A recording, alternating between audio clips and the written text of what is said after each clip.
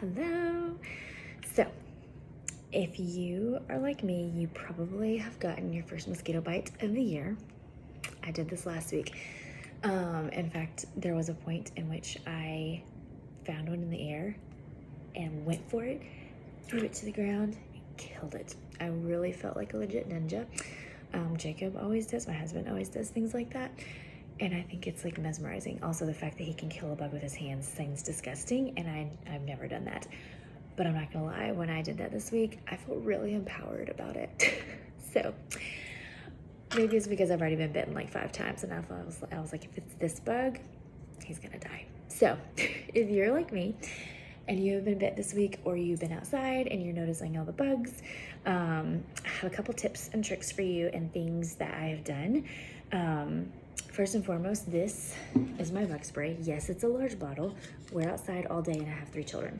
So I keep my recipe on the back on a sticker because if I need to refill it, sometimes I can't remember or what I've done in the past. So I keep it on the back and I make a big old batch. And what I put in it, well, first off, I'll show you. And then after I've made it, I pour some into this one and I keep this in my purse because inevitably we're out picking strawberries like we were this morning, or we go to a friend's house and we decide to run around outside or go for a hike, or just do some errands and we end up going to a park or something and there's bugs.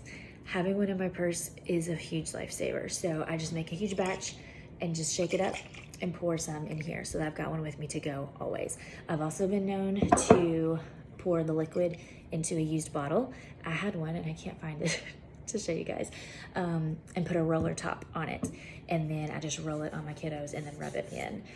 That works really well because there's liquid added to this, so it comes out really quickly when I put a roller top on a bottle, which is great because I want it to kind of come out a little bit heavy so I can rub it in. But what I put in mine is probably a little bit more than, I'll put the recipe on here, a little more than some people would put as far as different oils. I like to cover all my bases. I'm one of those people that mosquitoes love me. And Nina, who's a part of our team, she's Magic is Essential. She had this bug spray at her house. She lives on like 30 acres. She had this bug spray at her house several years ago. And we were down at her creek and I didn't get a single bite. It was like mind-blowing because I'm not one of those people that goes outside and doesn't get bit. So I stick with this because this is what's worked. So 3 ounces of witch hazel.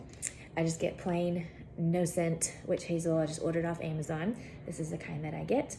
And then I add citronella, which I've also been known to just put a straight top on citronella and use it only. But citronella, as everybody knows, because of candles and things like that for all bug sprays, citronella is the go-to. This is the legit, straight up good stuff oil. It's good. So I wouldn't budge on that one. I would get the citronella. Purification is a blend of several that a lot of people love to put into their mixes. It is, I was going to tell you all the oils that are in it.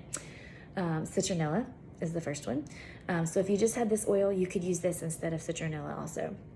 You don't have to have all of these, but some form of citronella I would have. But purification has that in it, just so you know. Rosemary, lemongrass, which a lot of people know lemongrass is a mosquito repellent. Also, people plant lemongrass plants like around their decks and stuff in the summer. Tea tree, lavender, and myrtle is what's in purification. So this would be an excellent one to add to your bug spray if you do not have citronella. Clove is a great deterrent. I'm going to tell you more about that in a second.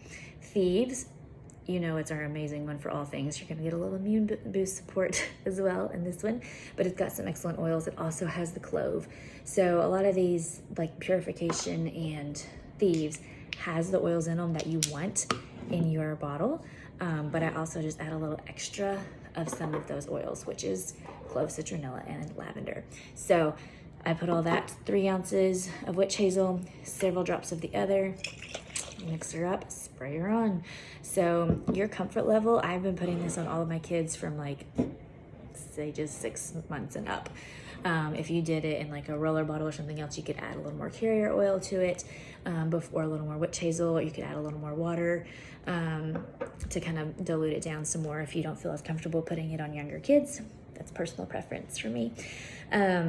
But I was gonna tell you a couple things about these also. If you do get bit, this lavender is such a lifesaver. I had no idea until like a summer or two ago. If you will run inside as soon as you get bit, as quickly as you can, keep this one in your purse too. Go dab a little lavender on that mosquito bite. I kid you not, it will stop itching. It's insane. I don't understand, but it works. So I keep lavender on hand. In fact, I'm almost out. I'm gonna have to get some on my order this next month because we use lavender for everything, the Swiss Army knife. But dab a little lavender on the mosquito bite and you will thank me.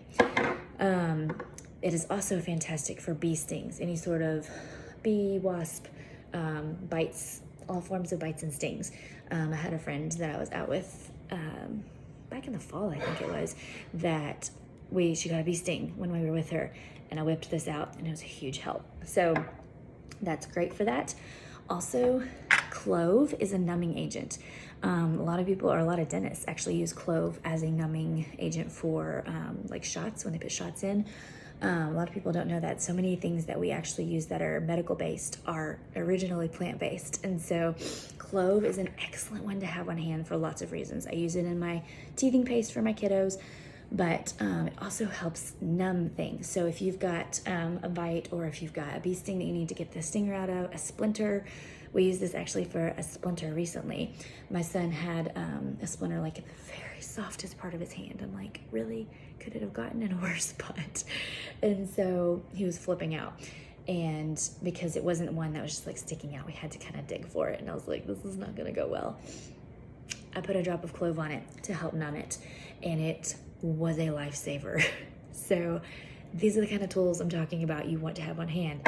Bee stings, mosquito bites, clove for numbing agents, anything like that.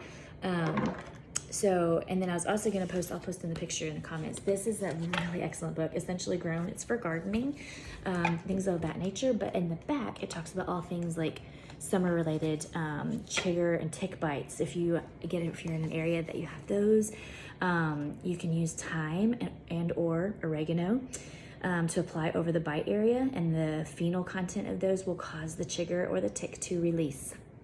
How exciting is that? I would not ever want my worst enemy to have anything like that, but it is super helpful to have these kinds of tools on hand. So thyme and oregano are excellent for that. And then I already told you about lavender, snake bites. I don't think that's really a normal common thing. But thieves and lavender, oregano, clove, a lot of the ones that we've already talked about are fantastic for that. But I'll put the trigger bites and the minor stings and things that bite on the comments so that you guys can see that, and I'll post the recipe. But just wanted to give you those tips as you head into the season of bugs. And you can also always bring your diffuser outside and put some citronella and lavender or purification or something in it as well, and kind of diffuse that around you would be a great choice also. So I hope that you are bug free. And another one, if you have ants, peppermint oil. I keep another bug spray under my sink because occasionally we get ants on this little section behind me. And I also have a son that throws food on the floor constantly, so we have an issue with that. But we will just occasionally spray down the edging of this area of the house, especially after it rains, with 15-ish.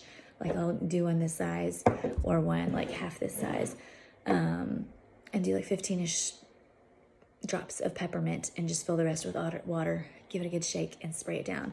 It also smells really refreshing and amazing. So that's also helpful if you need a little scent boost while also trying to kill some ants.